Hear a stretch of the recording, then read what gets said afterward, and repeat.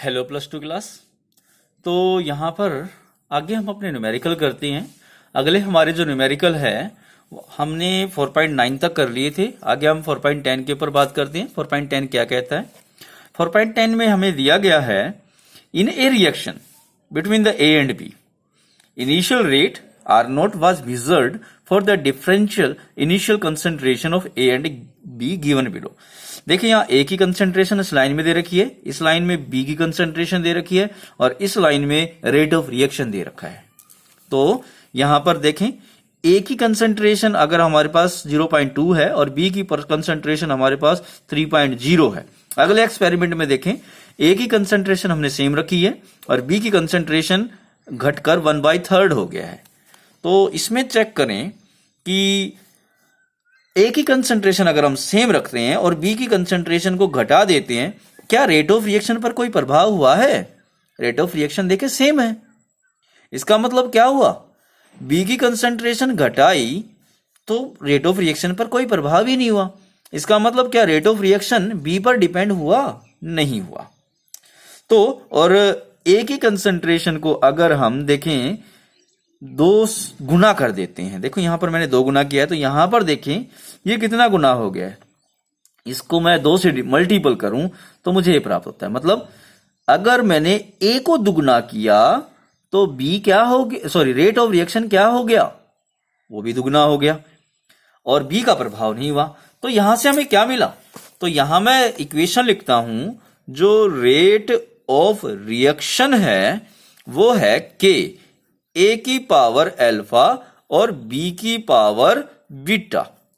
अब देखो बीटा जो है वो 0 है। बीटा क्या है? अल्फा 1 है और बीटा क्या है? 0 है। कैसे? क्योंकि देखो बी को आप चाहे दुगना करो चाहे तिगुना करो उसका प्रभाव ही नहीं हो रहा है। प्रभाव नहीं हो रहा है। अगर मान लीजिए इसकी पावर 1 होती तो प्रभाव जितना गुना करते उतना गुना होता, और मगर इसका प्रभाव ही नहीं है तो इसका मतलब इसकी पावर 0 है।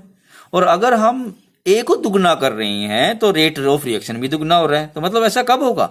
जब ए को दुगना करेंगे तो हमारे पास रेट ऑफ रिएक्शन भी दुगना होगा। जब ऐसा जब होगा जब अल्फा क्या होगा? पावर 1 होगा। तो हमारे पास क्या हो गया?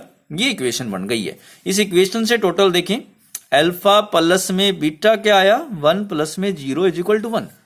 तो मतलब ये हमारे पास फर्स्ट ऑर्डर रिएक्शन हो गई। ये कौन से ऑर्डर की रिएक्शन हो गई? फर्स्ट ऑर्डर रिएक्शन हुई। तो चलो, तो इसने यही पूछा है what is the order of reaction with respect to A and B.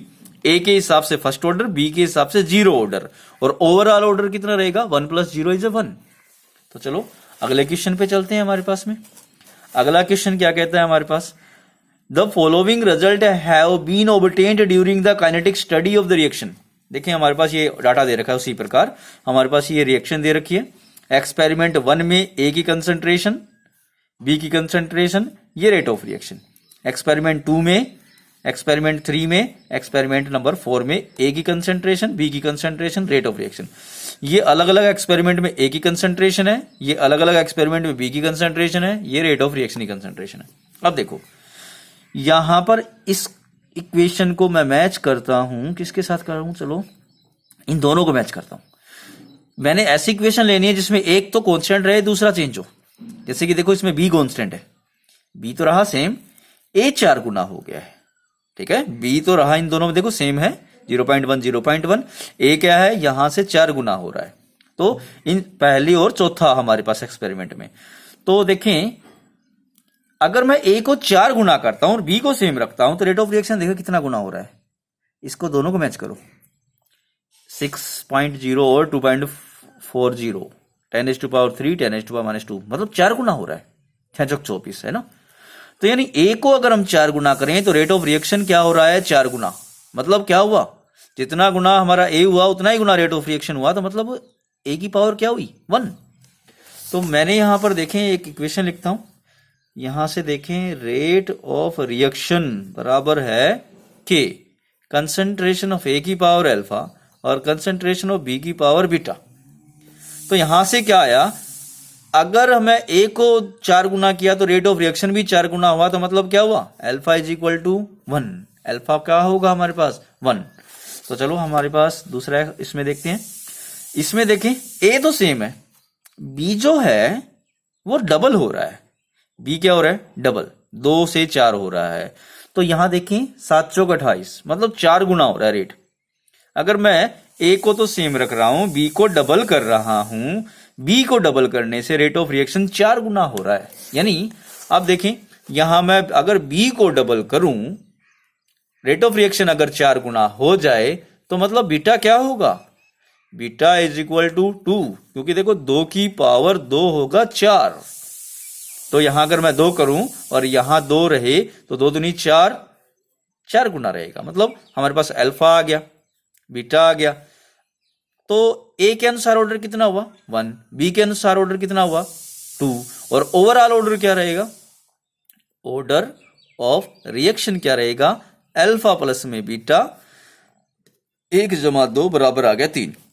हमारी रिएक्शन का ऑर्डर रहेगा 3, ठीक है। और इसका डिफरेंशियल इक्वेशन कैसे लिखेंगे, इसकी रेट ऑफ रिएक्शन बराबर है के इंटू में ए की पावर 1 और बी की पावर 2। ये हमारे पास इसकी डिफरेंशियल इक्वेशन की फॉर्म रहेगी।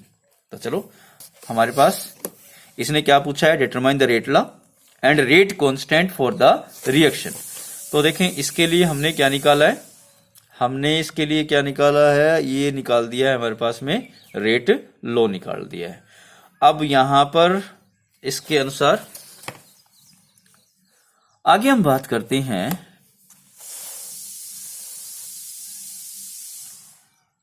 The reaction between the A and B is the first order.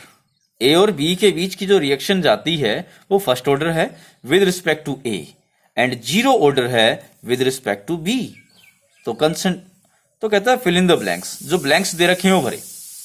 तो जो हमें दे रखा है उसके अनुसार हमें क्या दिया है, रेट ऑफ रिएक्शन के ए की पावर।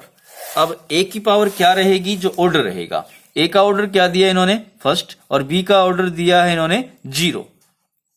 तो ए का ऑर्डर क्या रहेगा फर्स्ट और बी का ऑर्डर क्या रहेगा 0, ठीक है। ये हमारे पास इन्होंने डाटा दे रखा है। अब इसमें यहां देखो क्या कहता है, जब ए की कंसंट्रेशन 1 है और बी की 1 है तो रेट ये है। तो कहता है अगर मैं बी की कंसंट्रेशन को डबल कर दूं, देखो यहां पर बी की पावर 0 आया था हमारे पास, बी की पावर क्या आया था 0। यहां से डायरेक्ट हमें पता लग गया कि रेट ऑफ रिएक्शन है ना बी पे डिपेंड नहीं करेगा, वो डिपेंड करेगा केवल ए पे। तो यहां बी पे डिपेंड नहीं कर रहा है, इसका प्रभाव है ही नहीं। चाहे आप इसे 2 गुना करें, 3 गुना करें, 4 गुना करें, आधा करें, चाहे कितना करें, बी का प्रभाव है ही नहीं बिल्कुल भी। मगर यहां देखो क्या दिया है, इन्होंने कहा ए नहीं दिया है, बी को इसने डबल कर दिया है और रेट ऑफ रिएक्शन क्या हो गया, डबल हो गया। मतलब बी का प्रभाव छोड़ो, रेट ऑफ रिएक्शन डबल कब होगा, ए की वजह से ही होगा, और ए की पावर कितनी है 1। तो मतलब ए यहां डबल हुआ होगा जब भी रेट ऑफ रिएक्शन डबल हुआ है। तो यहां हमारे पास क्या फिल किया जाएगा 0.2, यहां क्या फिल करेंगे 0.2 को फिल करेंगे। चलो हमारे पास अगला केस देखते हैं, केस नंबर 3।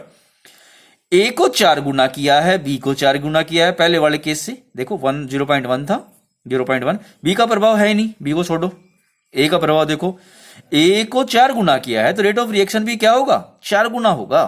तो मतलब यहां 2 है तो 4 से गुना कर दूं मैं 8, 8.0 इंटू 10⁻⁻2 हो जाएगा। चौथे केस में 8.0 इंटू 10⁻⁻2 यहां पर रहेगा। तो चलो अगले केस में हम बात करते हैं।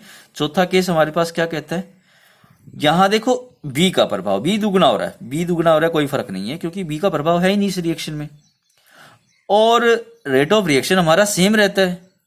तो बताओ ए क्या रहेगा। देखो रेट ऑफ रिएक्शन पहले वाले केस से मैच करें, सेम है, बी से 3 गुना हो 4 गुना हो कोई फर्क नहीं पड़ना है। रेट ऑफ रिएक्शन अगर सेम है तो ए बी क्या रहेगा, सेम रहेगा। मतलब यहां क्या फिल करेंगे 0.1 फिल करेंगे। तो ये हमारे पास क्वेश्चन थे आज के, और अगले क्वेश्चन के साथ में हम नेक्स्ट डे आते हैं। आज का हमारे पास सॉल्यूशन ये रहेगा।